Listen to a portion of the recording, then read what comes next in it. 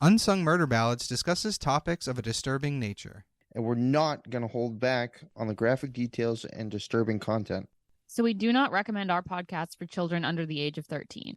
And while we respect the victims and their families involved in these tragic cases, we're also going to be critical of mistakes that are made during the investigations. And we're going to use dark humor to express ourselves now and then. So with that said, this podcast may not be for everyone.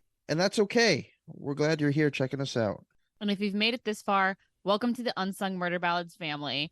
And follow us on Instagram at Unsung Murder Ballads if you want to talk to us.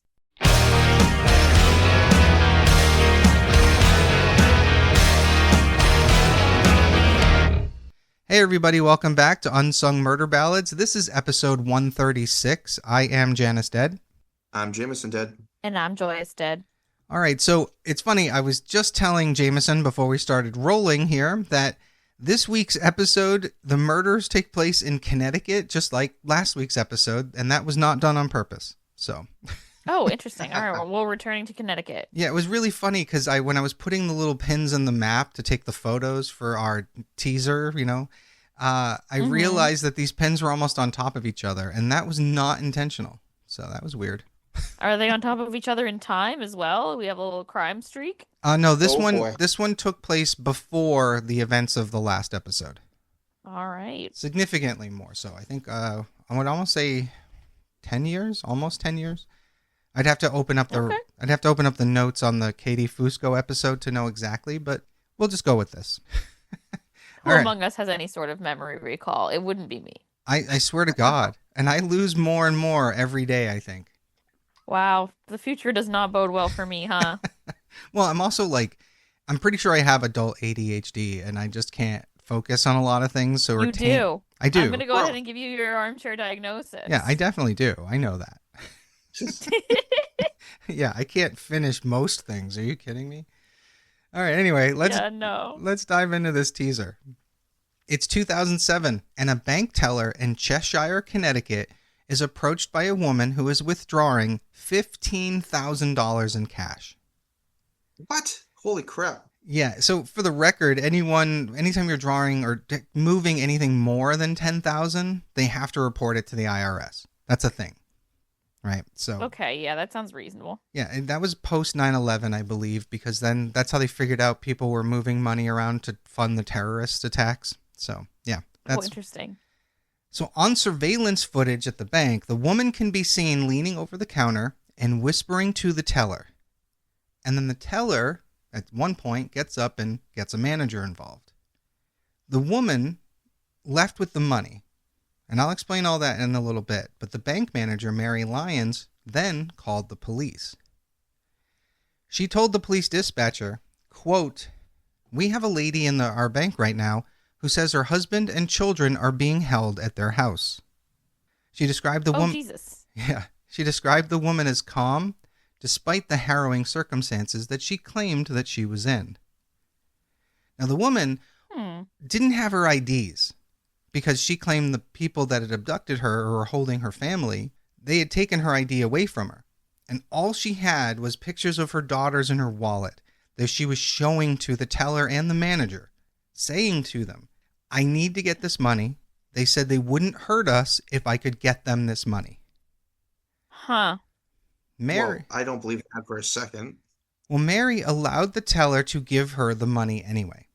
And she said, quote, "To me, she was trying to get done what she was sent into the bank to get done so she could return to her family," unquote.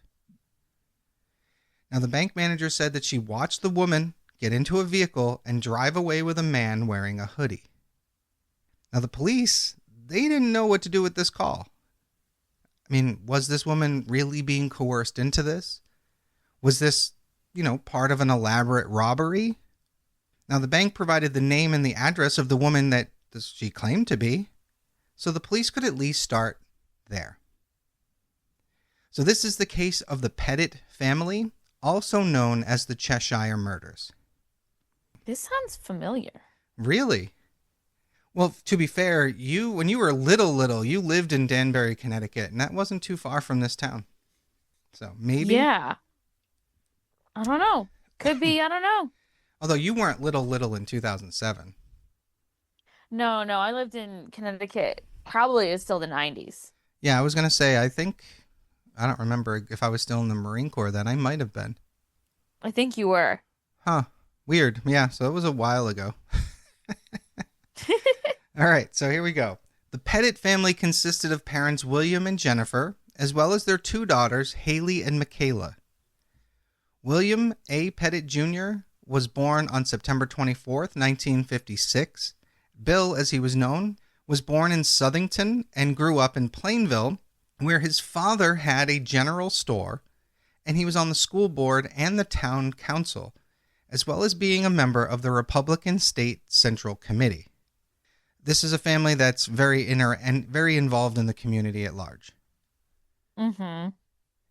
After Bill graduated from Plainville High School, he earned an undergraduate degree from Dartmouth College and a medical degree from the University of Pittsburgh School of Medicine, followed by a fellowship in endocrinology at Yale University School of Medicine. Damn, she's hitting them all. Yeah, Bill was an accomplished doctor. Now, Bill met Jennifer Hawk during a residency at the Children's Hospital. She was an oncology nurse there. Now, Jennifer was beautiful and blonde, and she worked hard to succeed in life. And the two married, and by October of 1989, they gave birth to their first daughter, Haley. And 6 years later, in November of 95, they gave birth to their second daughter, Michaela.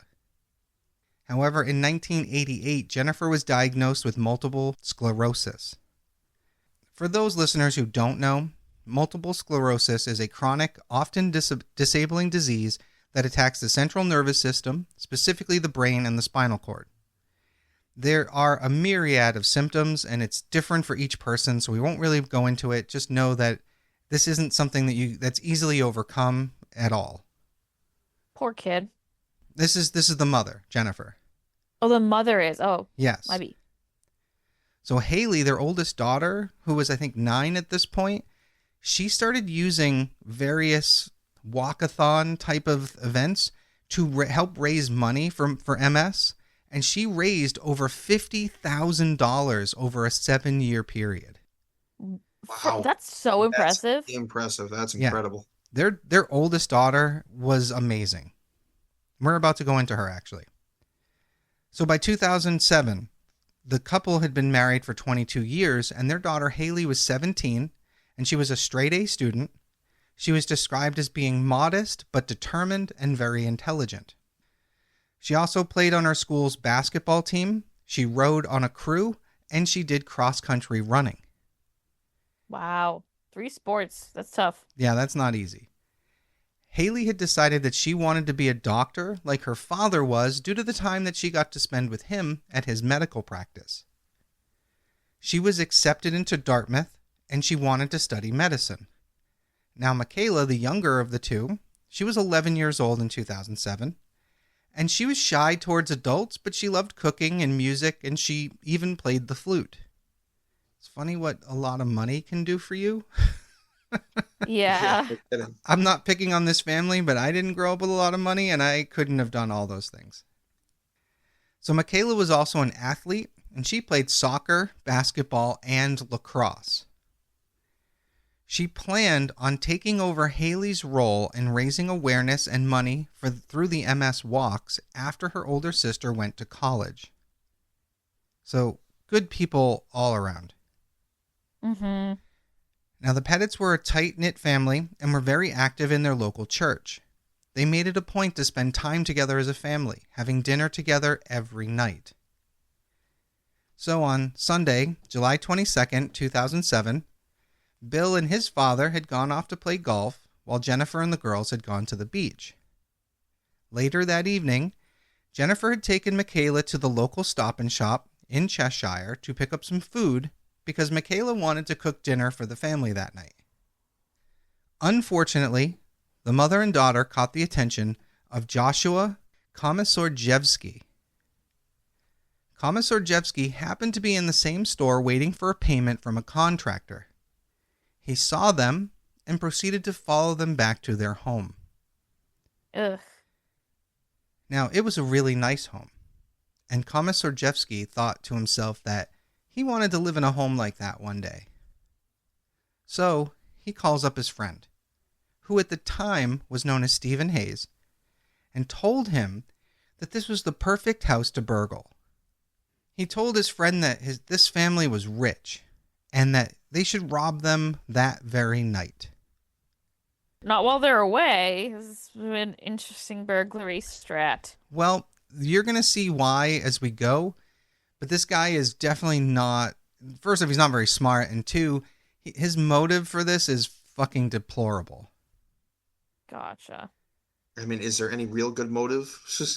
I mean, you can sort of understand the we want money robbery thing. It doesn't make me go out and rob the rich, but I mean, that reasoning isn't deplorable. You know what I mean? It's awful, but it's not deplorable. But you'll see as we go. So as always, now we're going to take a couple moments to discuss the lives of these scumbags because that matters a little bit. Sometimes I don't want to, but here we are.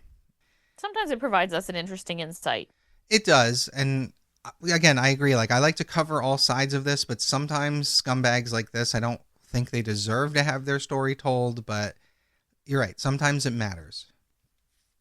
So Joshua Komisorjevsky wanted to become an architect. He had, in fact, created beautiful sketches and reportedly had a photographic memory. He was adopted when he was very young, and by the age of 5, his parents took on 2 more foster children, a baby girl and an older boy named Scott. Now, Scott would go on to sexually abuse and rape Komisorjevsky for years. Oh, God. Yeah. That's awful. Now, this family went to church, and we're talking the type of church where the biggest sin and abomination was being gay. Oh, great. Yeah. Oh, lovely. One of those fucking places. So this is the type where if you were a homosexual, it was because the devil was inside you. That kind of thing. Right. So, of course, he's never going to report it. Well, Komisorjevsky would sit in church being told that homosexuals are evil and believing that because of what Scott had done to him, he himself must have the devil inside of him. Awful. Yeah. Awful. And it didn't begin and end there, unfortunately. If Komisorjevsky was anxious, he was told that it was the devil. The devil made him anxious. Oh, my God. If he did something wrong, it was because the devil was using him to do the devil's work. I hate this parenting style. So Komisorjevsky didn't really have a safe place. I mean, he couldn't go home because he couldn't talk to anyone at home because that's where the abuse was happening. So he would go out and wander the neighborhoods. And at this point, at a very young age, he began to stalk people. He would follow them home and just watch how they lived their lives. And he would daydream of having a life like theirs. Man, that's so sad. It's really sad. Komisorjevsky was then sent to a facility for 2 weeks by his parents as his mental state had hit rock bottom. And his medical records show that he wanted to progress with therapy and with medication. However, his parents refused it because they thought it wasn't necessary because they needed to send him to a Christian center so he could pray away his demons. Pray away the These gay. people. Fuck these people so much. So at this Christian center, while he was there, he underwent multiple exorcisms to eradicate his anxiety and his mental illnesses. What the And I'm hell? sure it fucking worked. That's insane. Yeah. Komisorjevsky's ex-girlfriend, Caroline, who had dated him while he was in school, referred to him as a hopeless romantic. He would write letters to her, and he showered her with constant affection. Caroline said that she and Komisorjevsky would drive around the rich neighborhoods in Cheshire, and they would discuss and fantasize what it would be like to own big, beautiful homes, and he told her how much he wanted to start his own family. Caroline said that their sexual relationship did involve bondage and her having to be submissive to him. But Komisorjevsky would always ask her if, the ropes that he tied her up with were too tight, and he would often check in on her during each session. Okay, it's normal consensual stuff. Correct. However, Caroline's father was very suspicious of Komisarjevsky, as Caroline looked a lot younger than she actually was. Her father literally told him during a phone call that he thought he was a career criminal and a pedophile. Okay. Ooh. And Komisarjevsky said to him, quote, "I'm sorry you feel that way," unquote. And realistically, what else? What else do you say? Yeah, exactly. So as Komisarjevsky progressed into adulthood, he built up a rap sheet of 21 burglaries and larcenies by 2002. Yeah. That's crazy. And Well, it might be right about the career criminal part. he's definitely right about that. And as I said, the reason he followed them home was deplorable, so he's right about the pedophile part too. Ugh, gross. I suppose this is a good time to give a trigger warning that this does involve the sexual assault of minors. Sorry, I should have said that earlier. Ugh. Sorry, these shitty cases often do. Sorry. They really do. It is fucking sad. So Komisarjevsky enjoyed more than just breaking into people's houses and stealing shit. He would use night vision goggles and latex gloves when he robbed houses. That's intense. He enjoyed entering the homes at night while people were there. And he liked Oh my. and he liked to go from room to room and listen to people breathing as they slept. Oh, That's spooky as shit. He even did this to homes where he knew police state troopers lived. So, that you got some balls on you there, pal. so he enjoyed that aspect of it, the fear of being caught. Right. In 2002, Komisarjevsky's crimes caught up with him, and he was sentenced to 9 years in prison. But he was released early in April of 2007, just 3 months before he saw Jennifer and Michaela Petit in Cheshire, Connecticut. Now, his partner in crime currently goes by the name of Linda May Lee, and she was a heavy drug user, a petty thief, and a burglar for most of her lifetime. Now, Stephen Hayes had transitioned to Linda May Lee, and as we respect the transgender community, we will refer to Lee by her chosen name and pronouns going forward. As much as sometimes I think these scumbags don't deserve it, the trans community deserves that respect. I think we've had this Amen. conversation, yeah. So growing up, she would torment her 2 brothers, convincing her younger brother Matthew, for example, that the stovetop was off, but then she would press her brother's palm to it, causing severe burns. Oh, that's really fucked. Yeah. She was first sent to prison at the age of 16 because she smashed a car window with a rock and stole a lady's purse. Her burglaries, Damn. right? These 2 come together, which is fucking crazy. Yeah, that's a powerful combo. Her burglaries were mainly from cars, and she always did it in the daytime. She would watch people and wait for them to leave their cars before she made her move. So by 2007, she had been arrested nearly 30 times, and therefore had spent a huge portion of her life in prison. Wow. After her most recent stint in prison, she had moved back in with her mother, but after only a couple of months with her mother realized that she had been lying to her and was still out there committing these petty thefts. So her mother was about getting ready to kick her out when Lee went to a hotel and tried to OD on cocaine and heroin, but that failed. Wow. Tried to OD and fail. You don't hear that one every day. Right? After People do that on accident, bitch. Get a grip. right, it's kind of ridiculous. Yeah. After that, Lee went to an AA meeting, and that's where she met up with Komisarjevsky. Oh, dear. And this brings us around to the evening of July 22nd, 2007. Jennifer Petit had taken her daughter Michaela to the grocery store because Michaela wanted to cook dinner that night. Komisarjevsky saw them and followed them home, called Lee, and told her that they should rob that family that night. As the evening goes on, Lee and Komisarjevsky are texting back and forth about how excited they are to rob this home, which is so fucked up. It really Yeah, is. but Yeah. based on who these people are, it doesn't surprise me. They clearly get off on this. And they get off on doing it in a risky way. Exactly.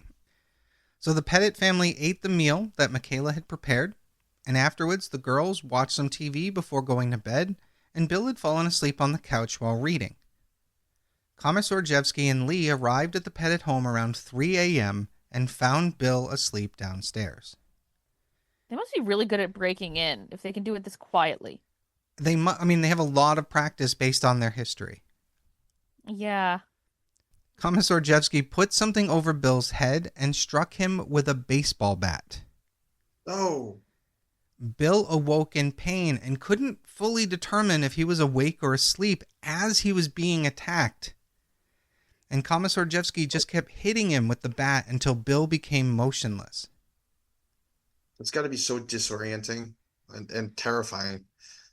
Well, Bill would come in and out of consciousness over the course of this as well. Oh, God. Ugh. The assault caused multiple 6 to 8 inch lacerations on the back of Bill's scalp and on his forehead. Not to mention that there was a lot of bleeding. Now, Bill's attackers kept asking him where the safe was, and he kept repeating to them that there was no safe. The two told Bill if they just gave them what they wanted, they wouldn't hurt anybody. Now, one of the two told the other that if Bill moved to put a bullet into him, and then that man walked away. Now, in all the research I've done, it's relatively unclear which of them had said this and walked away, especially because later both of these guys are going to blame all of this on the other. Of course. As they do, right? Naturally. So regardless of which one it was, that one went upstairs, and they placed a hand over Jennifer's mouth and gently shook her awake, and then they tied her to her bed. Jennifer was also asked about a safe, and that if she simply allowed them into it, no one would get hurt.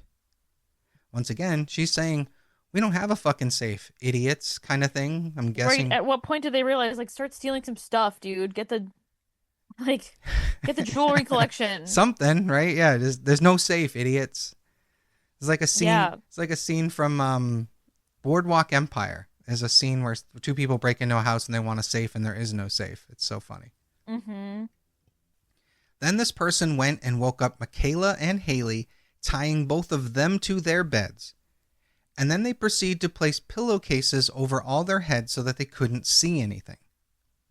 Komisarjevsky at this point started showing a disturbing amount of interest in 11-year-old Michaela, and he would sit there and talk to her about school and her summer plans and even going to get her a glass of water.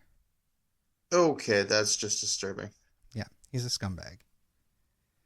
Now, as far as their plan, though, their plan to rob the place, things were going smoothly enough, so they started searching the house. In the process, they found Bill's beer in the fridge and they started drinking. Wow, they're really on task, huh? Yeah, right? They're just like, fuck it, we're going to be here a while, I guess. The two then returned to Bill and moved him down into the basement, where they zip-tied him to a chair and then tied the chair to a pole in the basement.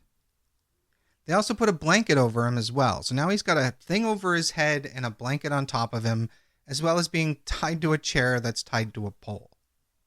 So Bill, again, is continuing to drift in and out of consciousness due to that beating that he had sustained. He can sometimes hear them talking, but for the most part, he's having trouble knowing what time it is and how long he's been there. As Komisarjevsky and Lee continued to look around, they were only able to find less than $200 in cash and really not a lot of valuables that they could liquidate. So their big payday wasn't going quite as planned. Mm-hmm. And then they found a bank statement that showed that the family had over $30,000 in their account. And they formulated a plan for Jennifer to withdraw $15,000 when the bank opened. During all this, Bill is in the basement, and he is using the pole that they secured him to rub the zip ties up and down to create friction, attempting to wear them down to break his bindings. Mm-hmm. However, he is losing a lot of blood, and he knows as a doctor that this is only going to be made worse as he sits there and he keeps moving his muscles and pumping the blood. So he's aware of where he's at, but he's also going to do everything he can to save his family. Yeah, you're between a rock and a hard place. What do you do? Exactly. Now, he was aware when he started hearing birds chirping that it must be around 6 a.m. or the sun must have started coming up because, he can hear the birds. So he knows something's going on. And it's around this time that Lee starts to panic about the length of time they've been in the house. And she's worried about leaving DNA behind. And that's when Komisarjevsky assured her not to worry because they would just set the house on fire and destroy any evidence. Oh. He said that they would get the Petit family out of the house, put them somewhere, and then set the place on fire and make their escape. Lee began feeling better, and with a plan in place, Lee left and drove to a local gas station at 7 a.m. to fill up some gas containers that she had found in the garage. Now that left Komisarjevsky alone in the house with 11-year-old Michaela. Oh. Komisarjevsky had taken out his cell phone and started photographing Michaela's legs and genital area, albeit while she's still fully clothed. When Lee got back, she saw that Komisarjevsky had changed Michaela's clothes. Oh, God. Oh. And despite having a daughter of her own, Lee didn't question Komisarjevsky about what had happened. Wow. Yeah, it's fucked up. But, they're both scumbags, so there you go. And keep in mind, Naturally. Lee is identifying as a man at this point in their life as well. So not that I think that excuses anything, but it kind of helps a little bit. I think a woman, a biological woman that's a mother, may have been a bit more protective. Maybe. We've seen some someone scumbags. socialized as a woman knows that that's a red flag. Exactly. Intimately knows if someone has changed your clothes and they've seen you naked, and they would think about that. So at 9 a.m., they untied Jennifer, and Lee left the house again to take her to the bank. And of course, while they are away, Komisarjevsky got out his cell phone again and took more photos of Michaela, but this time he cuts off her top and skirt with a pair of scissors. And this part's about to get a little graphic, so if our listeners can't handle it, skip ahead a minute or so. But he then performed oral sex on Michaela, who was still tied by the wrist with a pillowcase over her head. Oh. During his later interrogation, this scumbag used the phrase, quote, "then one thing led to another," unquote. Oh, bullshit. Gross. Yeah. So I just want to say, no, asshole, you fucking raped a little girl. Yeah, what a nasty, nasty, disgusting man. Exactly. DNA evidence given in court would prove that Komisarjevsky had raped Michaela while he was left alone in that house with her. During his police interview, as Komisarjevsky was explaining what happened throughout the course of the night, he kept referring to Michaela by a nickname that her family and friends used. As if he had that connection with her, which is fucking vile. So gross. Yeah, as I said, it is fucking vile. His reasoning for all of this is deplorable. Because I don't give a fuck about his reasoning of, hey, maybe they have money. No, he wanted to rape a little girl. So when Lee and Jennifer got to the bank at 9 a.m., Lee waited outside in the car, and Jennifer went in alone. And it's at this point that the police are notified by the bank manager that Jennifer, her husband, and her 2 daughters are being held captive at their home, and that she needed to give these men $15,000. Jennifer left the bank around 9:30 with the cash, and one thing should be noted here is this. Jennifer told the bank manager that these men holding her family had said that no one would get hurt if they got the money. And for whatever fucking reason, the police believed that this was not a dangerous situation. Oh my God, are you serious? Come on. What? The police did not try to... Family being held hostage? Exactly. They literally thought, well, if we just let them deliver the money, everything will be okay. The fuck? So the police did not try to stop Jennifer or Lee anywhere along the route to the Petit home, nor did they try to do anything to intervene or try to separate Komisarjevsky and Lee in any way.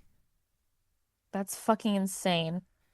When Lee and Jennifer got back to the house, Lee was ready to just go. She wanted to escape. They had the money. It was time to leave. But Komisarjevsky then told Lee that he had left DNA evidence on Michaela, and now they had to kill her.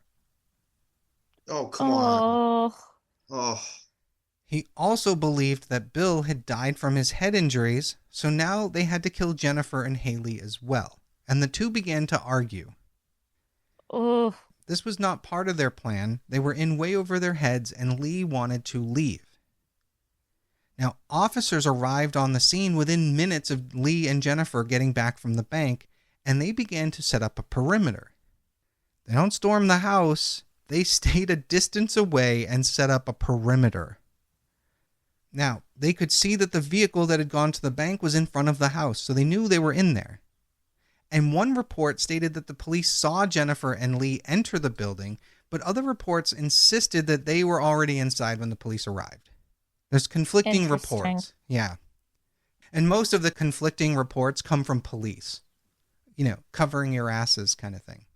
yeah. of course. Regardless of all that, at no point did the police try to make contact. Nobody knocked on a door or even called the home. At one point, while Lee and Komisarjevsky were arguing, Lee looked out the window and she saw that there was police cars outside and realized that Jennifer had alerted them while she was in the bank. And Lee flew into a rage and strangled Jennifer to death. Oh my God. Whoa. Now, again, at this point, it's important to remember that Lee was identifying as a man then, and after killing Jennifer, Lee removed her pants, lifted up her legs, and raped her dead body. Oh, awful. Absolutely fucking deplorable. One thing these two scumbags did not know was that Bill was not dead in the basement.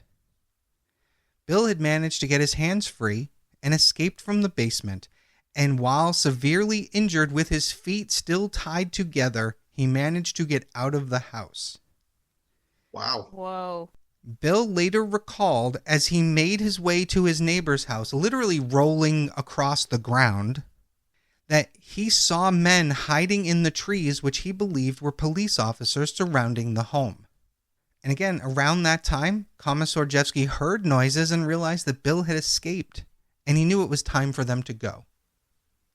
Mm-hmm. So meanwhile, Bill, bleeding from his head, made it to his neighbor's house, and he literally had to keep slamming on his neighbor's garage door because he couldn't get to the front door. And The police aren't fucking helping him. not at all. This is batshit. The neighbor opens up his garage door and doesn't even recognize him. That's how fucked up he was. Oh my God. But the neighbor brought him in, they called 911, and Bill was eventually brought to the hospital. Eventually? What do you mean eventually? This is insane. Because these events that I'm about to talk about happened simultaneously because there's a lot going on. Oh God. So Lee took the cans of gasoline that he had found and he poured it throughout the house, including in the bedrooms where Michaela and Haley were still tied to their beds. Oh. Then these fucks lit a match, turned their backs, and ran out the front door. Holy hell. Fucked. Now, Haley had gasoline poured directly on her while she was still tied to the bed, and she was alive when the flames hit her. But No.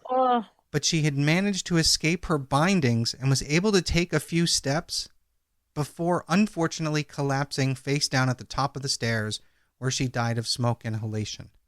Oh. Oh. Michaela would also die tied to her bed. Oh.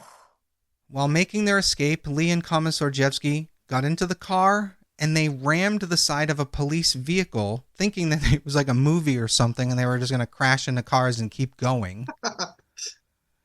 And they damaged Thank God for movies for that. right? Love movies making people think that that's realistic. So they ended up damaging the front driver's side wheel, but they still attempted to drive away, but of course they were apprehended. I would hope so. Police records show that the arrests were made at 9:56 a.m., which means that it was Hold on, roughly what? 30 minutes from the call from the bank to them being arrested. Are you kidding me? That's Long? crazy. And the police did jack shit. They literally had a car in their way. That's the only reason these two were stopped. That's insane. Fucking crazy. They were literally outside. Well, we'll get into that. So Lieutenant J. Markella told the local news that police arrived on the scene just as the suspects were leaving the residence and that the house was already on fire. But Bill reportedly saw police before the fire was set. So police are backpedaling, saying, oh no, it was already on fire when we arrived. Yeah, okay. The fuck? So while the police were setting up a perimeter, Jennifer was strangled and raped, and the house was set on fire, which killed her 2 children. Some police officers later said off the record that they heard the girls screaming in the house, but no one did anything to intervene. This is That fucking is insane. such shit. When Bill woke up in the hospital, his mother and father were there in the room with him. When he looked up, his father just slowly shook his head, and Bill sobbed as he realized he had lost everything. Oh. So heartbreaking. On May 30th, 2008, the Petit home was demolished so that a memorial garden could be put in its place. 3 years later, the trials of Lee and Komisarjevsky began. The defense team asked that the trials be moved out of the New Haven area, as Komisarjevsky and Lee had received intensely negative local publicity, and they argued that it would be very difficult to find an impartial jury. That's true.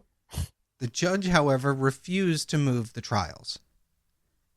Good. It's like you're not going to really find an impartial jury anywhere because these are Yeah, it's like fucking pretty awful. obviously the people who did it. So like, what's the point? It's going to be a quick trial of like, yeah, obviously it was them. Well, Bill was advocating for the death penalty because at the time, Connecticut still had the death penalty, but they were looking to abolish it. So Bill became the poster child of keeping the death penalty in place. Oh, interesting. For the first time in Connecticut state history, they offered post-traumatic stress assistance to jurors because of the evidence that was going to be presented to them at the trial being so brutal. Wow. While waiting for the verdicts, because we're going to skip over the trial, because you just said it yourself. It's obvious these guys did it. It's an open and shut, yeah. While waiting for the verdicts, Linda May Lee made a suicide attempt again, trying to OD on medications that she had been hiding away. Girl, like it's hard. Her attempt was unsuccessful, but it did add delays to court proceedings. I'm sure it did. Morons. Both Lee and Komisarjevsky were found guilty after the jury deliberated for only 5 hours, which I actually think is too long. But I was gonna say that it should have been 5 minutes. Yeah, I guess maybe there was multiple counts of different things. yeah, there were I quite a don't care. few. Yeah. They don't deserve any kind of fair anything out of after what they did. Well, Fair enough. Interestingly, the jury deliberated for longer to determine their sentences. So on November 8th, 2010, the jury deliberated for 17 hours before returning a death sentence for Linda May Lee. And later, Wow. and later that year in December of 2010, Komisarjevsky also received a death sentence. So, I mean, if one of them's getting it, they're both getting it, I would say. I would think so. Especially, I mean, I would say I don't know which is worse, but I think the 11-year-old is worse. But I was going to say, what's worse, raping Yeah. an 11-year-old or raping a dead body? It's They're fucked. both I think morally raping awful. an 11-year-old. Yeah, that's what I mean, But we're the- not measuring bad here. Yeah, it's hard to determine, but yeah, I think the 11-year-old is worse. Yeah. Yeah, someone dead can't Yeah. go through something. It's just nasty regardless, I think. It's all, yeah, I mean, it's there's nasty and then there's bad, which aren't always the same thing. Right.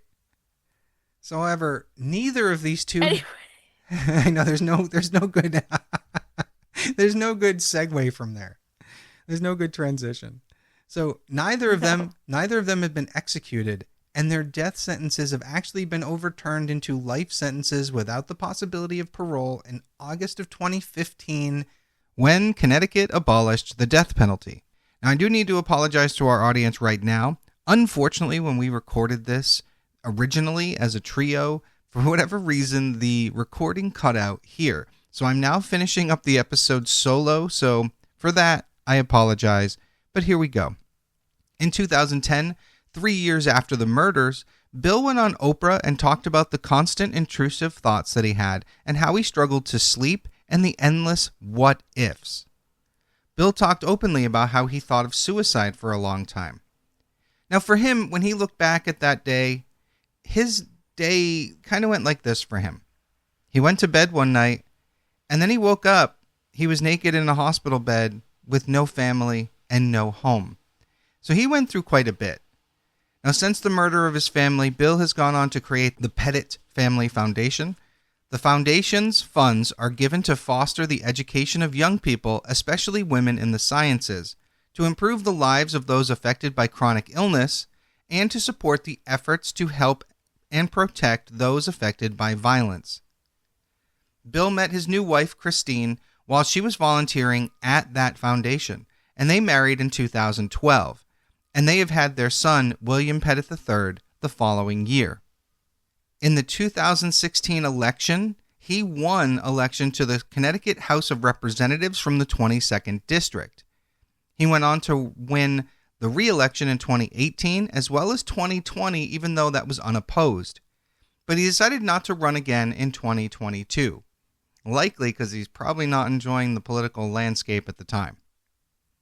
So that, my friends, is the case of the Cheshire murders and the deaths of most of the Petit family.